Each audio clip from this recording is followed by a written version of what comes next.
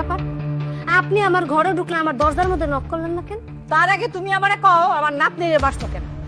আম্মা জান, এটা তো মাত্র শুরু। শুনেন, আপনার বড় বউ আর আপনার নাতনিরে একটু সামলায় রাখবেন। আমার স্বামীর আশেপাশে যেন ঘুরঘুর ঘুরঘুর না করে। এটা কেমন কথা? ভাইয়া তোর বাপের কাছে যাবো না মানে? হাই আসতে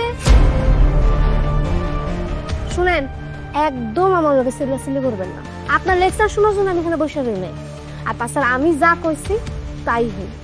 আর এর থেকে যদি একটু তেরি বেরি হয় তাইলে কিন্তু কি তাইলে কিন্তু আমার গায়ে হাত তুলবি?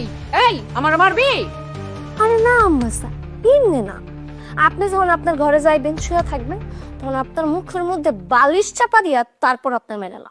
সি সি সি সি সি সি, তুই আসলে একটা খারাপ মায়া মানুষ। এই তোর বাপ মা কি তোর কোনো কিছু শিখায় নাই রে? আম্মা, এটা তো মাত্র শুরু। আর কি করলেন বাপ মা শিক্ষার কথা? বেশি ছোটবেলায়, বড় হয়ে যাওয়ার পর ভুলে গেছি।